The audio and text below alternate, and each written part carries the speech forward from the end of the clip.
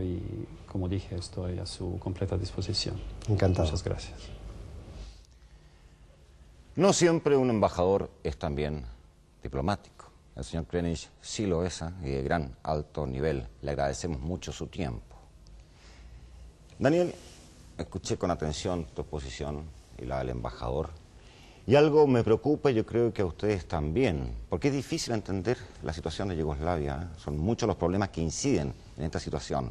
Pero tú mencionaste una especie de un nuevo frente situado al sur, en las provincias de Kosovo, creo, y Macedonia. ¿Cómo es esto que un nuevo frente y en el sur, cerca ya de Grecia, de Turquía? ¿Problema? Sí, es muy interesante la pregunta porque en realidad eso podría generar una internacionalización del conflicto y la posibilidad que se incorpore Grecia, con el problema que ellos tienen con Macedonia, que se incorpore Albania por proteger a los albaneses que viven en Kosovo y que han sido invadidos por el ejército serbio en forma secreta prácticamente en el último tiempo, porque la prensa no se ha concentrado la atención en estos hechos del sur. Y también eventualmente podría incorporarse Turquía en su afán de apoyar a los albaneses, que son mayoritariamente musulmanes y que han sido históricamente aliados y siempre vinculados a los imperios musulmanes y otomanos. Por eso es que hay tanta alguna preocupación. señal de esa posibilidad? Bueno, de hecho, Grecia acaba de bloquear a Macedonia hace un año atrás todo su comercio exterior. Y también Macedonia tiene dificultades para sacar su comercio exterior por el norte o por el este, porque ya los serbios están ocupando Kosovo y Albania, o sea, no Albania, pero Kosovo, que es la vinculación entre Macedonia y Albania. O sea, también se refieren problemas comerciales, dices tú. Claro, y por otro lado le queda solamente las alternativas por Bulgaria, pero es mucho más difícil sacar los productos por Bulgaria. Por lo tanto, ya hay una situación de acoso, no solo sobre Kosovo, con esta invasión de 55 o 60 mil hombres serbios, sino que también sobre Macedonia. Cuéntame,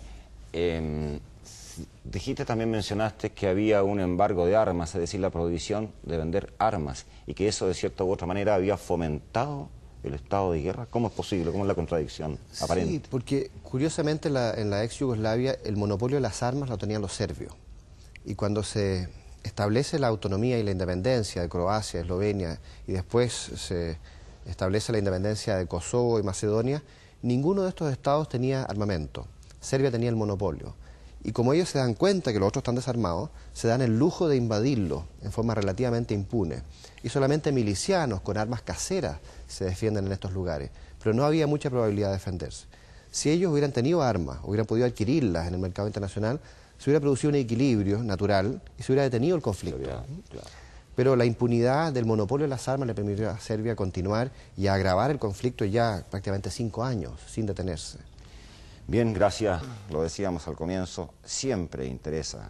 Daniel Prieto, ¿qué te parece el señor de Sosa que pretende que le devuelvan su fortuna? ¿Tiene posibilidades? Bueno, va a crear una enorme polémica y es difícil que se lleve a la práctica. Pero bueno, el tiempo dirá. Vamos a ver. Tenemos un invitado para comentar un poco la información. Tenemos al cientista político Andrés Benavente con nosotros. Él viene llegando de Cuba hace 4 días y creo que va a ser una oportunidad muy interesante para saber sobre los últimos acontecimientos y además sobre la trayectoria de Cuba.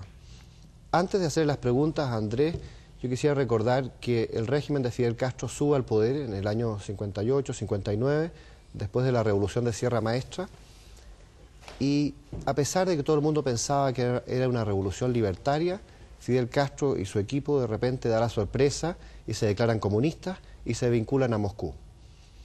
Esta situación se agrava enormemente en el año 62, cuando la Unión Soviética trae a Cuba misiles de alcance intermedio con cabezal nuclear, lo que genera una reacción muy violenta del gobierno de Washington, porque temen que los ataquen nuclearmente sin tener posibilidad de una alerta temprana, dada la proximidad de los misiles al continente de Estados Unidos.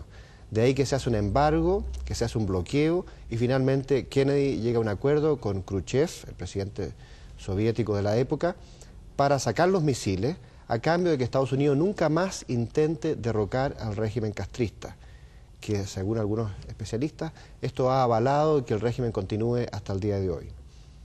Después de la década del 60 y los 70, e incluso en los 80, Cuba tuvo un importante rol en exportar la revolución leninista, marxista-leninista, prosoviética, a Iberoamérica, y también a mandar grandes contingentes de tropas para promover los intereses del Imperio Soviético en África.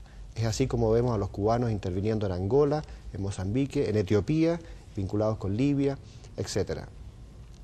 Después de la caída del Imperio Soviético y que Cuba queda un poco descolocado, empieza esta presión creciente de Estados Unidos para tratar de que caiga el régimen. Y para hablar sobre todos estos temas tenemos con nosotros a Andrés Veravente, cientista político, profesor de la Universidad de Chile, con el cual vamos a conversar.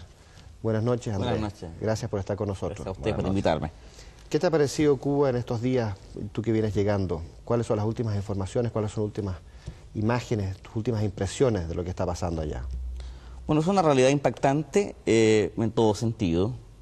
Primero porque se advierte a un gobierno muy empeñado en superar de alguna manera la crisis económica, para lo cual está dispuesto a dar concesiones a empresas extranjeras mediante el sistema de joint venture, demostrar una cara aparentemente agradable o, entre comillas, liberada al extranjero, el cual tiene tiene muchos fueros. De hecho, no es molestado por nadie, uno puede hacer muchas cosas que los cubanos no pueden hacer. Sin embargo, frente a eso, a esa realidad artificial, es imposible sustraerse a la realidad que te muestra el pueblo cubano en su diario vivir, digamos. Sí. A propósito, Andrés, de las inversiones, mencionamos las inversiones. ¿Se podría saber cuál es el bloque o cuál es el continente, cuáles son los países que más han invertido en Cuba? Porque sabemos que hay inversiones chilenas en Cuba, pero antes de las inversiones chilenas han habido muchas inversiones. Centralmente dos países, te diría. España en todo el rubro hotelero, Varadero es prácticamente español en la mitad. Acaban de firmar un convenio para reconstruir malecones en La Habana. Y Canadá que está haciendo inversiones en el área minera, un incipiente estudio sobre posible búsqueda de petróleo. Pero son esos dos países centrales. ¿Qué hace, por ejemplo, que Chile o chilenos hayan invertido en Cuba desde hace algún tiempo? Tal vez, en primer lugar, razones de tipo político, histórico, sentimental. Gente que vivió en Cuba, que tiene contactos con las autoridades cubanas. Y otros, posteriormente, que ven un segundo bloque, que yo creo que es el que está en expansión, que ve en Cuba una oportunidad de inversión a largo plazo, a mediano plazo, dadas las circunstancias graves de la economía. O sea, es como comprar a la baja. De ahí que es importante lo que ustedes han comentado de la futuro o la eventual ley americana en cuanto a señal para estos últimos inversionistas. Andrea, especialmente sobre ese tema, ¿qué te parece a ti la ley Helms, que aparentemente lo que trata es de permitir la recuperación de los bienes, de los terrenos, de las casas, de las propiedades industriales de los antiguos cubanos que están actualmente exiliados en Estados Unidos? Y también de algún modo hay una especie de persecución a cualquier empresa de terceros países que pudiera hacer negocios con Cuba, que después se les impediría hacer negocios con Estados Unidos. Mira, yo creo que es muy importante, más allá si se aprueba o no la ley, es como señal, una señal, sobre todo que el inversionista está siempre analizando los riesgos de inversión, ¿no? De tal manera que si Cuba le garantiza al inversionista una tranquilidad en las reglas del juego durante largo tiempo, aunque esas reglas cambien para los cubanos, una advertencia de que la propiedad o de que parte de esa propiedad extranjera en Cuba sería desconocida o confiscada, si se pudiera usar el verbo, al caer Castro, al cambiar el gobierno, ciertamente puede desincentivar a ese inversionista a invertir en Cuba, digamos. ¿Qué te parece a ti el rol del gobierno de Estados Unidos en estas presiones con Cuba? Porque a mí me llama la atención que Estados Unidos, que es el país de la libertad y que debiera promover el que países como Cuba, que están sometidos a una dictadura comunista durante tantos años, puedan promover la libertad. Sin embargo, la gente que se arranca de Cuba, en una época fue capturada y metida en los verdaderos campos de concentración, primero en Panamá, después en Guantánamo, y ahora último, con un acuerdo del gobierno de Clinton, directamente con Fidel Castro, se ha establecido que cualquier balsero que sea capturado en alta mar intentando arrancarse de Cuba va a ser devuelto a la isla. ¿No te parece un poco contradictorio Estados Unidos, que predica los derechos humanos por un lado y por otro lado adopta estas actitudes tan curiosas?